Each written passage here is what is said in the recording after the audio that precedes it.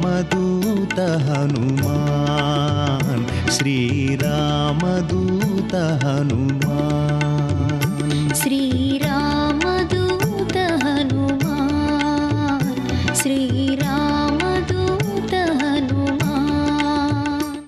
ప్రతివాణ్ణి తక్కువ చేసి మాట్లాడేవారే. అటువంటి రాక్షసుల యొక్క సమూహాలన్నిటినీ చూస్తున్నారు.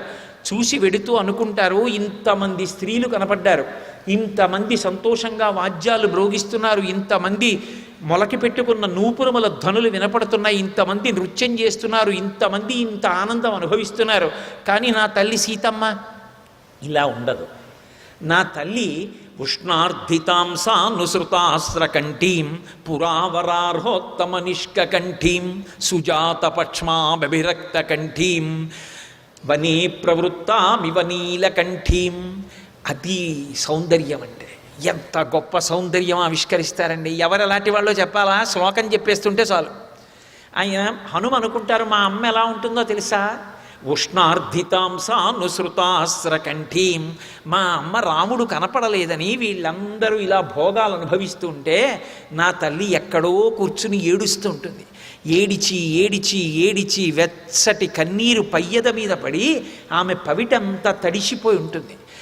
పురావరార్హోత్తమనిష్కంఠీం. రాముడు మెడలో ఆమెకి బహుమానంగా ఇచ్చిన గొప్ప పతకం ఒకటి ఉంది. ఆ పతకం ఆవిడ మెడలో వేసుకుంటుంది. ఎందుకంటే ఇది రాముడు కట్టిన పతకం అని చెప్పి మెడలో వేసుకుంటుంది. కానీ ఇప్పుడు రాముడు పక్కన లేడు కదూ. ఆ పతకం తన మెడలో ఉంటే తాను అందంగా రాముడి కోసం కనపడాలి. వీడున్న చోట ఈ పతకం ఎందుకని పెట్టుకోదు మా తల్లి. ఏమి అద్భుతమైన ఆలోచన అండి. ఎంత పవిత్రమైన ఆలోచన. పరిచయం ఉందా సీతమ్మతో? ఎప్పుడైనా చూశారా? కానీ మనసులో రామచంద్రమూర్తి ఇల్లాలంటే ఎలా భావన చేస్తున్నారో చూడండి. పురావరార్హోత్తమనిష్కంఠీం సుజాతపక్ష్మాభిరక్తకంఠీం. మా తల్లి ఎంత అందమైనటువంటి కనుల సౌందర్యంతో ఉంటుంది. వనే ప్రవృత్తామివ నీలకంఠీం. ఆగమ విపిన మయూరీం కదూ ఆ తల్లి. అందుకని ఆమె వనములో తిరుగాడుతున్నటువంటి నెమలిలా ఉంటుంది.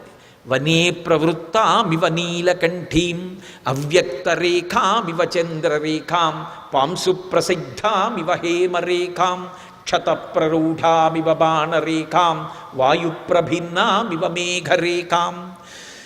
విదియనాటి చంద్రబింబం శుక్లపక్షంలో ప్రయత్నపూర్వకంగా చూస్తే తప్ప కనపడదు. మా అమ్మని సీతమ్మ అని ఎంతో ప్రయత్నంగా చూస్తే తప్ప అర్థం కాదు. అలా ఏడుస్తూ ఉంటుంది నా తల్లి. ఎక్కడో ఉంది. అవ్యక్తరేఖామివ చంద్రరేఖాం పాంసు ప్రసిద్ధామివ హేమరేఖాం. బంగారు తీగకి మట్టి పట్టేసింది అనుకోండి, అది బంగారు తీగ అని ఎవరికీ తెలియదు ప్రకాశం. అలా అంతటి మహాపతివ్రత శోకమూర్తి అయి తనని తాను రక్షించుకోలేని దానిలా ఉంటుంది. పతి ఆజ్ఞ లేదని. సర్వం శ్రీ ఉమామహేశ్వర పరబ్రహ్మార్పణమస్తు. స్వస్తి.